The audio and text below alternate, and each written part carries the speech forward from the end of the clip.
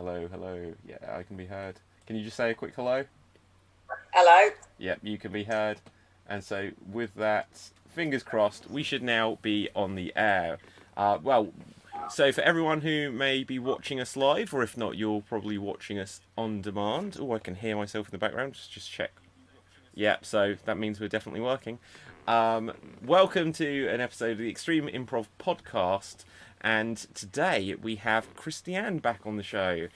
Christiane is Yay! going to be teaching a workshop for us on Sunday. So if you're watching this on demand, you're like, which Sunday? That will be Sunday, the 23rd of August 2020. I believe I've got the correct date there. And it starts Yeah. at 10 a.m. UK time. And it's going to be in storytelling. Now, the title of it, I'm going to get this slightly wrong because I haven't got it in front of me. It's Crafted Performance. Oh gosh, help me out here, Christiane. You're going to do better than me. Yeah. There was Crafted like number one, and then there was another little bit.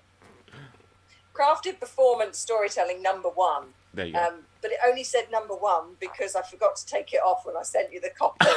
Oh. Well, I thought it was just like, like a level one entry, sort of thing. So it made sense to me. Well, I've got a few different workshops that deal with base level. So I guess in theory it is level one. So and there is a level two. There's a more advanced. Yeah. So yeah, totally. Now, before we continue on, the one thing which we were just speaking about before we went live, something I think it's fair to you that we just acknowledge, and people will be like, well, if we didn't know, then we didn't know. But you've had, was it a dentist thing today? No, no, that wasn't. Someone else had acupuncture. Acupuncture, and so Acupuncture. So you said that you may be slightly spacey, or yeah, and normally I wouldn't have said let's do it tonight, but we ran out of time, so I was like, I can only do it at 7 o'clock, but I warn you, I would have had a lot of pricks in me earlier.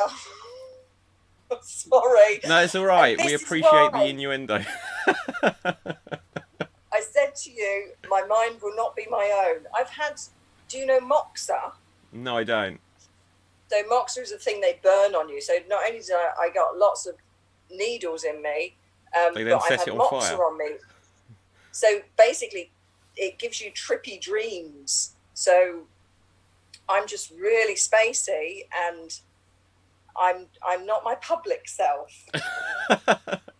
Well, that sounds amazing. Like I just said, they literally stick needles in you and then set it on fire. And they promote this as healing in some way, I guess. Yeah. There's probably really just some people in the back who are just like, I can't believe we still get them to do this. But and I pay for it. Yeah, exactly. and you pay for the privilege to be stabbed and set on fire.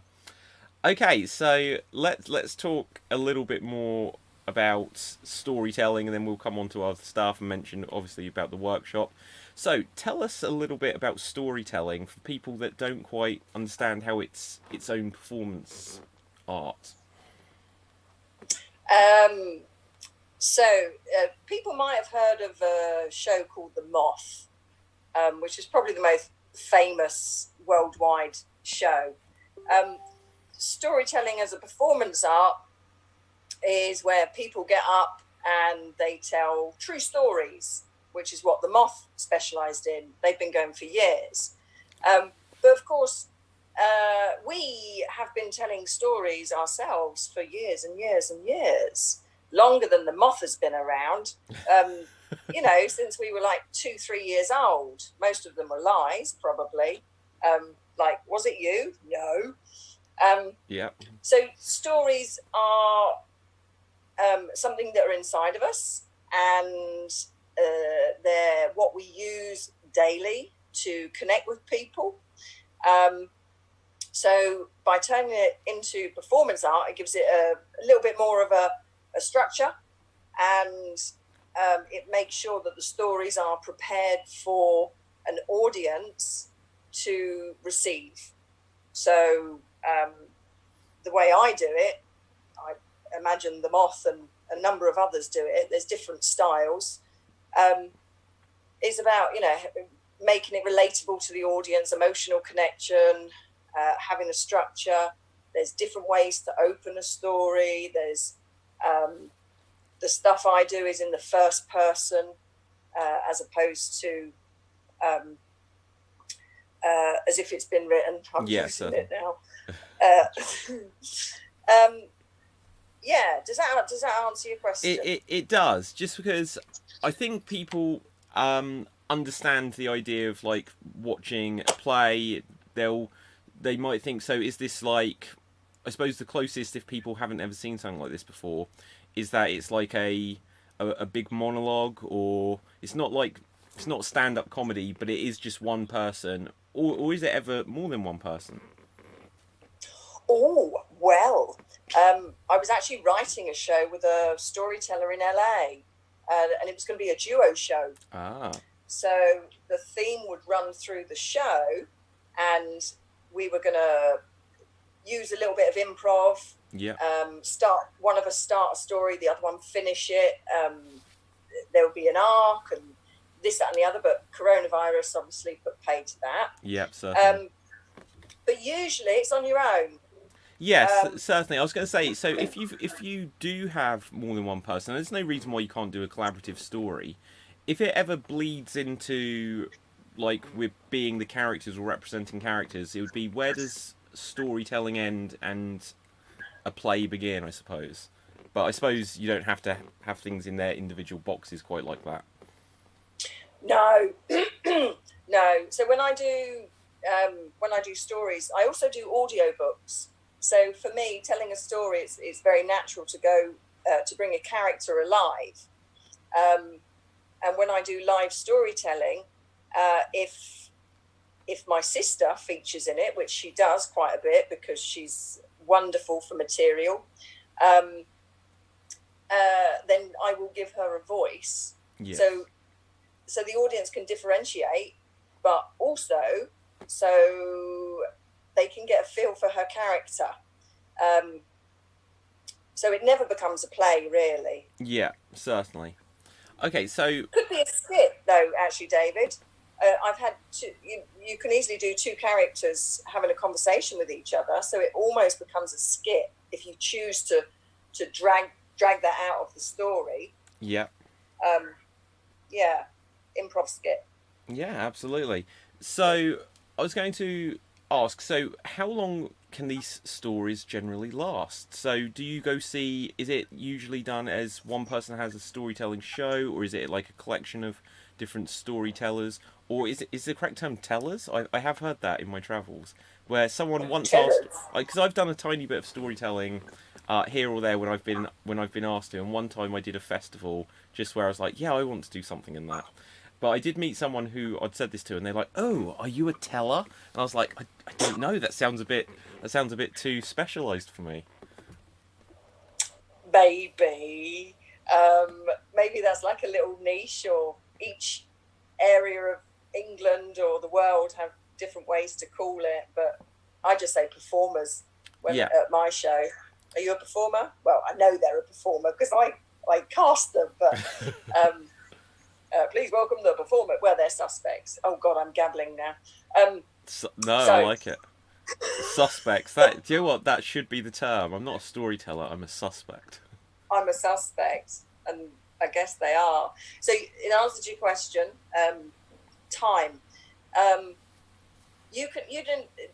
Some shows like The Moth will be like you need a 5-minute max story, and I think you can deliver the essence of a good story within 5 minutes. I think that's great.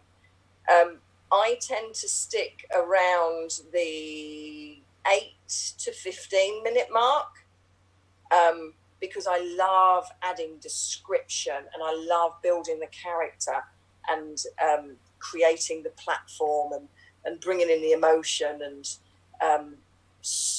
pregnant pauses, that sort of thing. But there are some storytelling festivals where somebody could do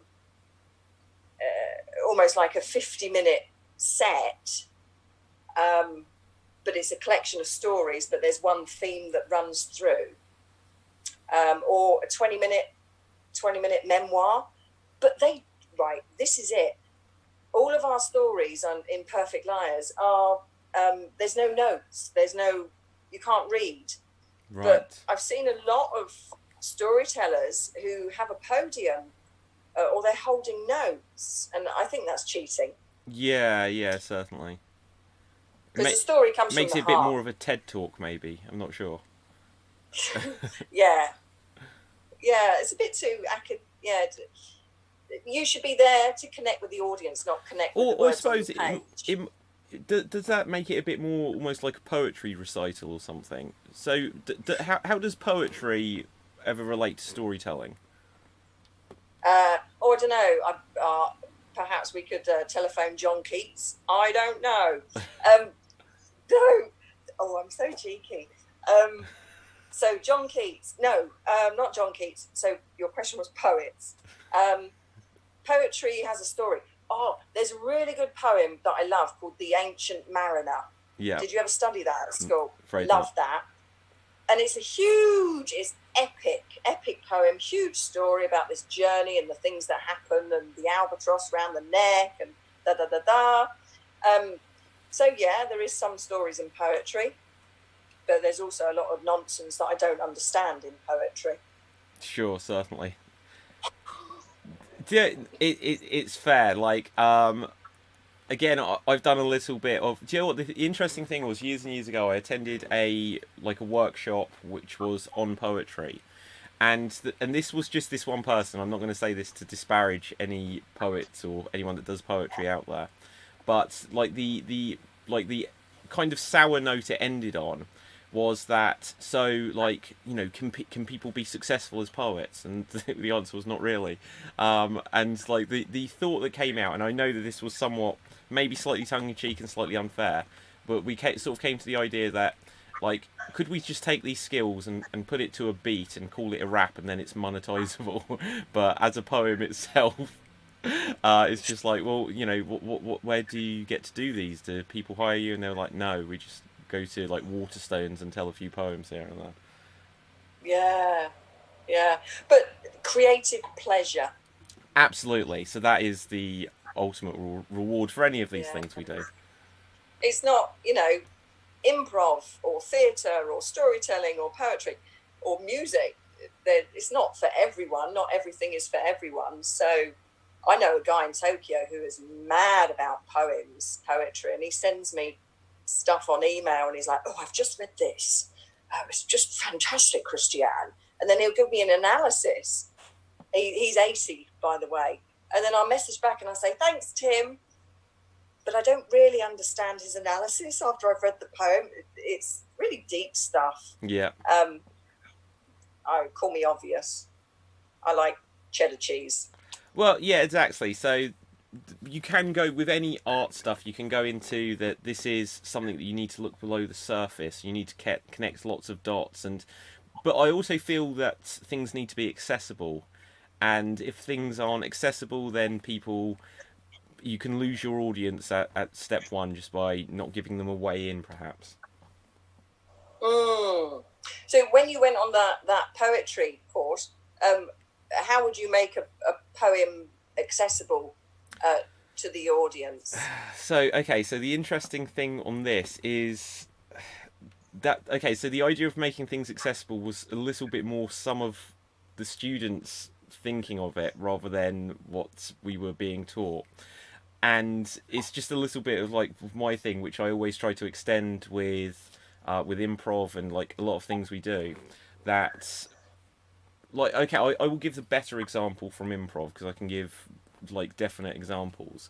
Is that a few times I've been speaking to people recently, and there's been ideas thrown up of like, if we're, at the moment we're doing like virtual improv, and people say, should it be called Zoomprov and stuff like that? And I was like, well, online improv or virtual improv, people get it. Virtual improv seems to be the one that people go with. But just how we get things like 2prov and stuff like that, I've literally had people say to me, what's 2prov mean? I was like, well, it's two people improv. And they say, well, why prov? What does prov mean? I was like, oh yeah, well, that's kind of obvious that we've got improvisation, which we've shortened to improv, which we're then shortening to prov and sticking another thing at the front, and it's like that's how we describe this is a two prov, and people don't even know what that means at the first step. And then we've been doing some shows which are a little bit more see, this isn't like super like what I'm into with everything, but like it's been fun to do sort of like, I think they're called like RPGs, Dungeons and Dragons and that kind of things, and just working out how they could work, because we've literally got one tonight which I'll give the quick plug for. It's called Revenge of the Werewolf. But this is the first one where I'm sort of running the format. We've done a couple more before, and they've been super fun to do. But just when I've been watching them, I've been all getting like feedback from them. People who come in late find it super hard to work out what is this, because they might have missed like the one thing at the very beginning, which sort of clues people in. So I was like, okay, so you need to always make it so that it's accessible, and that doesn't mean that you have to compromise what you're doing, like just to make it dumbed down for everyone. But I always feel that you have to start off thinking, will the audience understand where you're coming from? So if we do short form improv, which is a lot of what extreme improv is, I've always had the belief that if you're doing an improv game and it's questions only or single syllables and stuff like that, you do have to clue in the audience that that's what we're trying to achieve. Otherwise, they might be halfway through a scene and be like, there's something about all of these sentences, and they're spending more time working out what the game is than actually listening to the story. So I think it's always important that the audience know what they're in for, because that way they don't have to then puzzle it out, and they can just concentrate on the message you want to get across. Sorry, I'm rambling now. No, but that's like the age-old thing. I also coach storytelling for businesses in presentations and stuff. I had a conversation the other day, and she says, lovely Japanese lady, I really love her. She said, I want to try and stop the Japanese from using things that the audience don't understand. When they present in Africa, nobody knows what Edo period is. And I said, well, to be fair, I didn't know what Edo period was after I still don't. a year here or something. Okay. It was just floating about. So it goes back to the age-old thing of knowing your audience and writing your material for your audience. I'm going back to storytelling now. Yeah, no, go for it. I guess with poetry, if your audience are, I don't know, academic scholars, then you level up on your poetry. If they're kids, you make it fun, for example, so they fall in love with the art form. Improv, we tell the audience what to expect. Storytelling, you you make the audience feel special throughout by making sure that they can relate to something in your story, not using buzzwords or words that people don't understand, but particularly with Tokyo audiences, because we're so multicultural.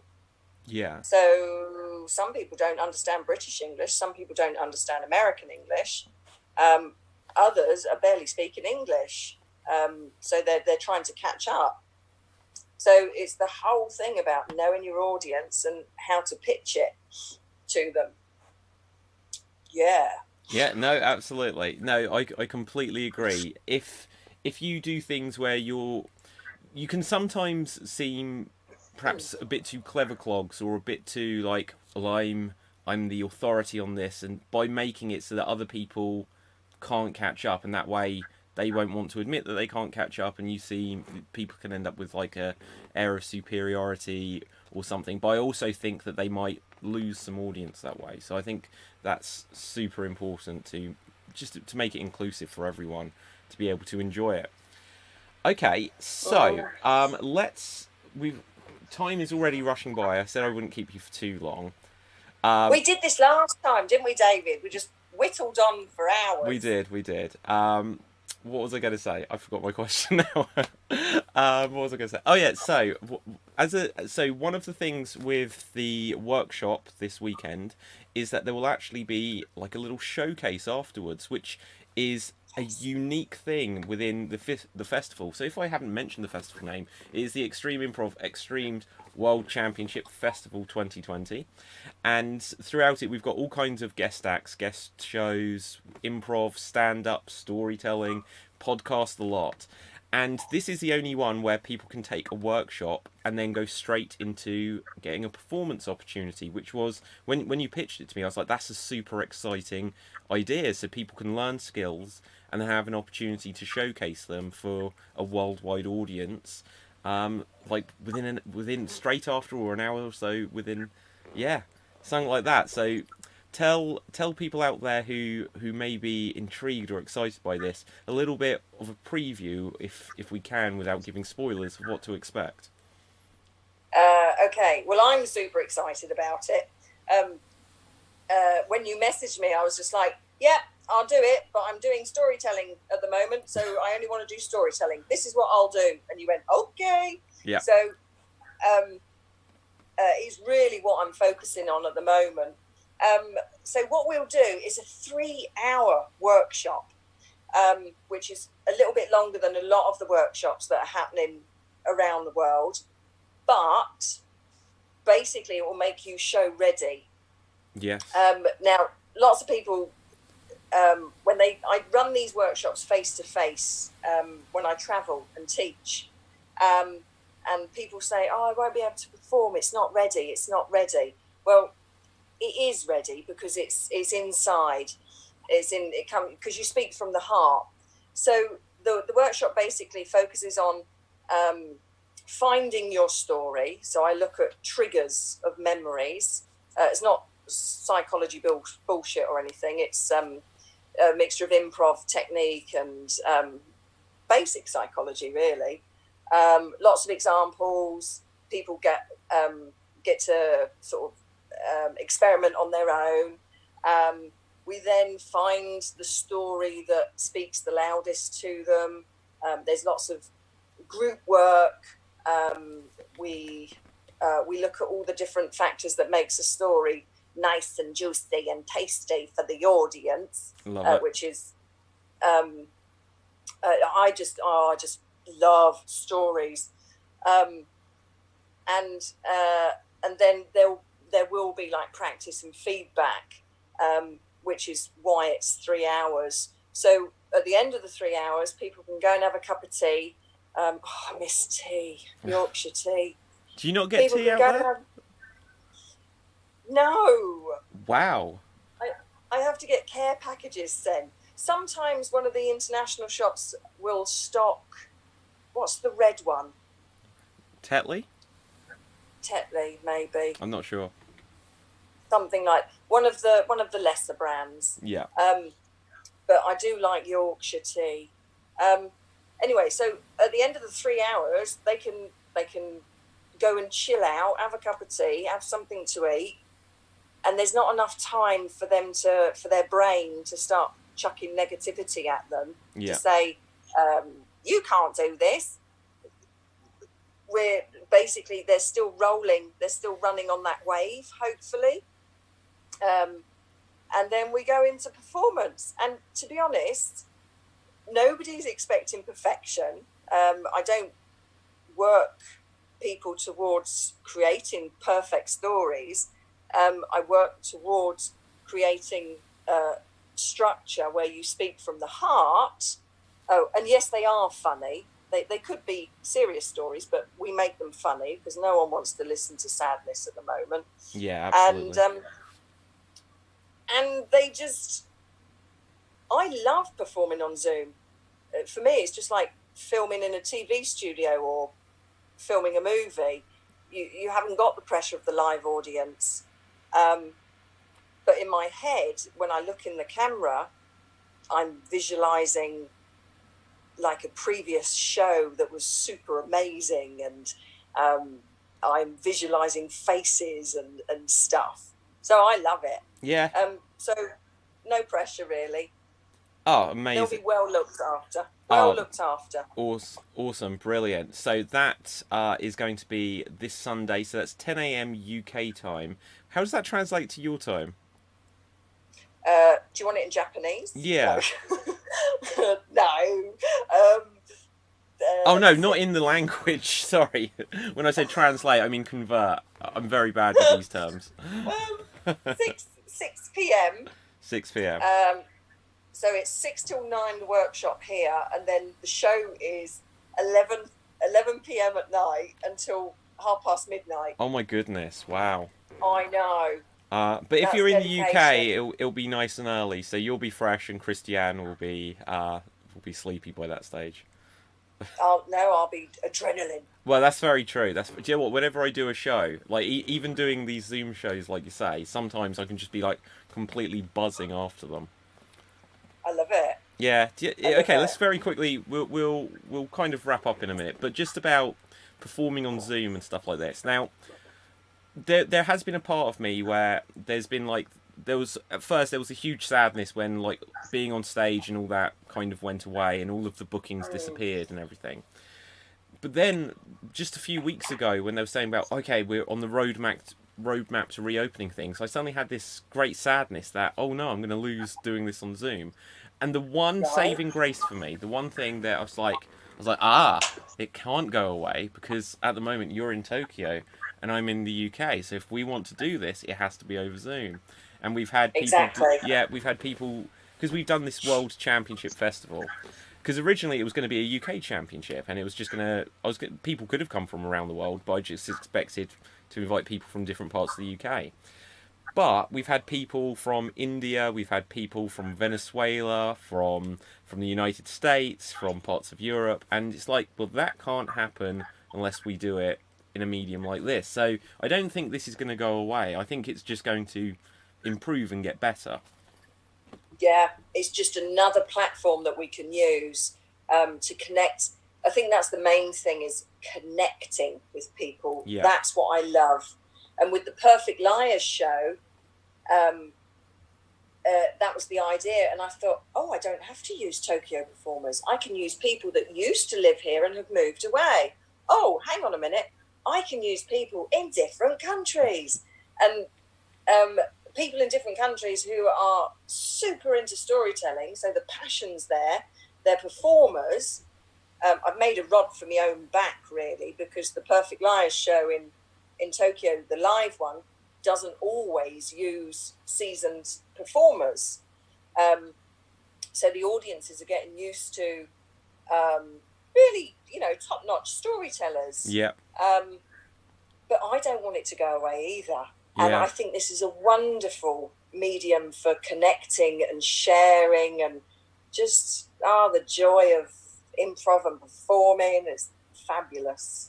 Yeah, no, I completely agree. I think, and like the thing, I've been speaking to some people about this who are interested in the tech side. There is like a group of people who are like, oh, how do you do that? And like, what's like the next thing you can do?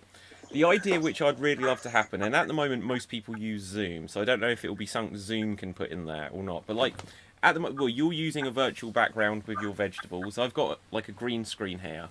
What I would love to be able to see happen is that like the boxes we're in kind of get eliminated, and that like there's a green screen element so that you could like be further back on your screen, and even though I can't hand something to you wherever you're on my screen, but we could walk past each other or appear to be stood next to each other. I think that would be like the next level that they kind of need to introduce as like a virtual stage. I'm like, this, they could do this now. It's the same technology as this. They just need to get rid of the box. Yeah, they need to use all the extra money they've earned from millions and millions of people joining Zoom and put it into development, don't they? Yeah, they just need to just find a way so that the box can just overlap with each other, and people can stand backwards, and then like just be boxes. Full shot. Yeah, just so that we can like appear that we're. Because then you could put any set in the background. You could be on the Titanic. Then you could be in a forest. Oh my god! I'm gonna have to learn some code, some C++ or something. Yeah, I think you should tweet them and tell them they need to get a Zoom on. Yeah, love it. Okay. See what I did there? I did. Right, Christiane, I will let you continue your recovery after the acupuncture. So, if anyone out there wants to stick pins into Christiane and set her on fire, we know that she's into that idea.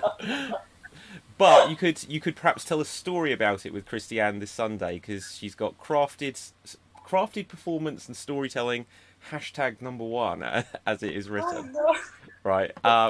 So the storytelling workshop, you can find out all of the details there at the website www.extremeimprov.co.uk/workshops. Christiane, is there anywhere you people can find you that you want to give a shout out to? Well, Or your show? You've mentioned it, so tell people. Yeah, I'm taking hiatus for August, but you can find me on Facebook. I generally accept people on Facebook. It's fairly public, even though it's private. Or Instagram, Christiane LB. Very simple, really. Yes, certainly. Very boring. Yeah, no, simplicity yeah, is... connect with me. If anyone wants to tell a story, let me know. You know, September's the next show. Awesome. Yeah, definitely. Okay, so everyone out there, I will end by putting us on the holding screen in a moment, but this has been the Extreme Improv podcast. We've been it's been a pleasure to have you on the show again, Christiane. And with that, until next time, everyone, thank you so much, and bye-bye for now.